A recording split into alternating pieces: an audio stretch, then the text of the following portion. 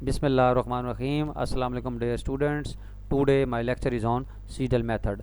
Previous video में हमने Jacobi method को डिस्कस किया था, तो वो भी हमारे पास आइटरेटिव मेथड है जो होमोजीनियस या नॉन होमोजीनियस लीनियर इक्वेशंस को सॉल्व करता है। तो आज हम सीडल मेथड को डिस्कस करते हैं। ये भी आपके पास मेथड जो है नॉन होमोजीनियस या होमोजीनियस लीनियर इक्वेशन को सॉल्व करेगा।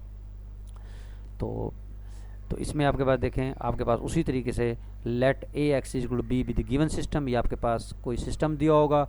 आपने सबसे पहला काम वही करना है कि इस सिस्टम को सबसे पहले डायगनली डोमिनेंट फॉर्म में लिखना है, रीअरेंजिंग द इक्वेशंस। यानी अगर आपके पास डायगनली डोमिनेंट फॉर्म में दिया हुआ है तो आप उसको वैसे रहने देंगे। अगर वो डायगनली डोमिनेंट नहीं है तो आपने इक्वेशंस को इंटरचेंज करके उसको डोमिनेंट फॉर्म में लिखना है। ये स्टेप नंबर 1 करना है। और नेक्स्ट आप इसमें क्या करेंगे, right the system in the iterative form.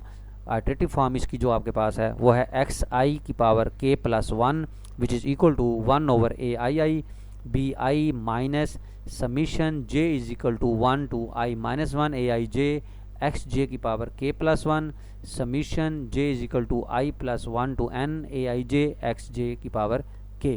यानी इसमें यह है कि अगर मैं एक्स आई कैलकुलेट कर रहा हूँ, क्योंकि मैंने एक्स जे और एक्स के जो है वो मैंने कैलकुलेट नहीं किया, यानी x for example x two या एक्स थ्री मैंने कैलकुलेट नहीं किया।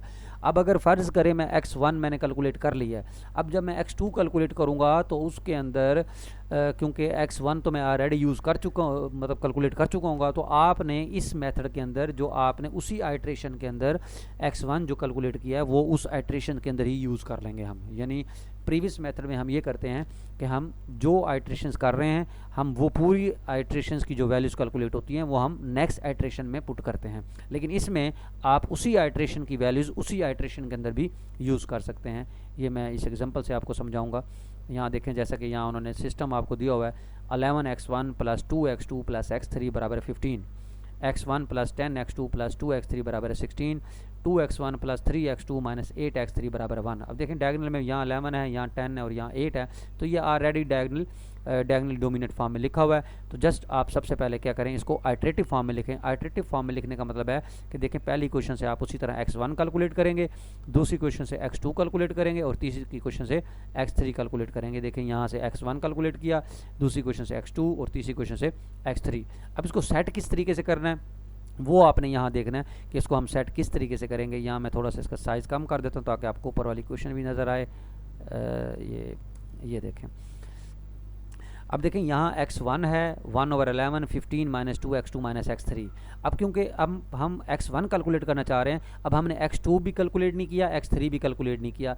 अब तो x1 की पावर k प्लस 1 होगा और x2 की पावर k और x3 की पावर भी k होगी। यानी क्योंकि हमने x2 और x3 जो है वो इनिशियल अप्रोक्सीमेशन यूज़ करनी है और हम उससे हम नेक्स्ट अप्रोक्सीमेशन कैलकुलेट कर रहे हैं, तो x1 की पावर k प्लस 1 आएगा और x2 की पावर k और x3 की पावर k आएगा। जब हम x2 की पावर यहाँ देखें k प्लस 1 लेंगे, अब x1 हम कौन सा यूज़ करेंगे, हम x1 प्रीवियस नहीं यूज़ करेंगे, हम x1 कौन सा यूज़ करेंगे, इसी आइट्रेशन के अंदर जो हमने x1 की पावर k प्लस 1 कैलकुलेट किया है वही आप यहाँ पुट करेंगे। अब यहाँ x3 है तो इसलिए x3 तो अभी मैंने कैलकुलेट ही नहीं किया, तो वो x3 की पावर k ही रहेगी। नेक्स्ट हम x3 की पावर k प्लस 1 लिखेंगे, तो which is equal to 1 over 8 minus 1। अब x1 भी मैं इसी आइट्रेशन के अंदर फाइंड कर चुका हूँ, x1 की पावर k प्लस 1, और x3 जो है वो मैंने कैलकुलेट नहीं किया। x3 क्योंकि सॉरी यहाँ उसने गलती लिखी है, यहाँ x3 है तो यहाँ x2 होगा, क्योंकि ये तो नहीं हो सकता यहाँ भी x3 आ जाए यहाँ भी x3 आ जाए, तो ये यहाँ x2 है।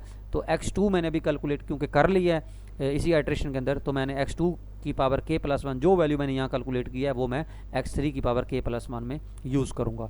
यानी उसमें और इस मेथड में यही फ़र्क है कि उस मेथड में हम जो आइट्रेशन कर रहे होते हैं उसमें हम प्रीवियस आइट्रेशंस की वैल्यूज़ को पुट करते हैं, और इसके अंदर हम जो आपकी आइट्रेशन चल रही होती हैं हम वो वैल्यू भी यूज़ कर सकते हैं और हम यूज़ करेंगे।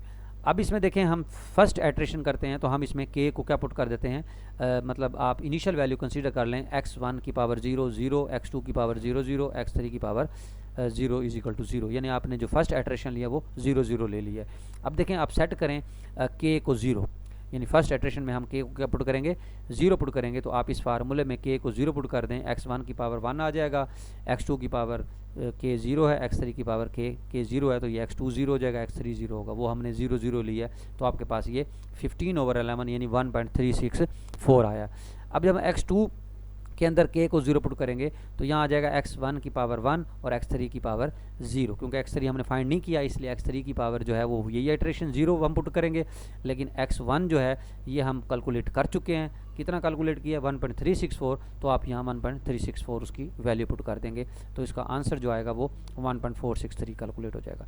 इसी तरीके से जब हम x3 कैलकुलेट करेंगे, इसमें देखें x1 भी हम कैलकुलेट कर चुके हैं 1.364 और x2 भी कैलकुलेट कर चुके हैं 1.463, तो ये दोनों वैल्यूज़ आप इस x3 के अंदर यूज़ करें और आपके पास x3 कैलकुलेट हो जाएगा। यानी देखें इसमें हमने प्रीवियस नहीं यूज़ करनी, हमने साथ साथ यूज़ कर लेनी है। यानी सीडल मेथड में यही फ़र्क है कि आप साथ साथ वैल्यूज़ कैलकुलेट करके उसको उसी आइट्रेशंस में यूज़ कर सकते हैं।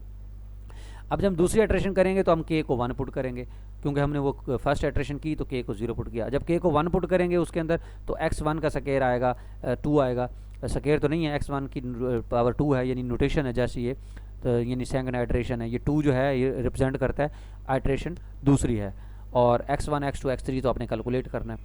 तो ये आ जाएगा 15 - 2 x2 1। अब x2 1 का मतलब है कि दूसरी आपके पास जो पहली आइट्रेशन थे, पहली आइट्रेशन का x2 आपने यहाँ पुट करना है। तो पहली आइट्रेशन का x2 जो है पहली आइट्रेशन का जो है x2 वो आपके पास है 1.463 है, क्योंकि हमने वही कैलकुलेट किया, तो 1.463 पुट करेंगे और यहाँ x3 की पावर 1 आएगा, क्योंकि ये वैल्यूज़ तो आपने ज़ाहिर बात है 1 2 3 में पुट किया ना k1, तो ये इक्वेशंस बनी है।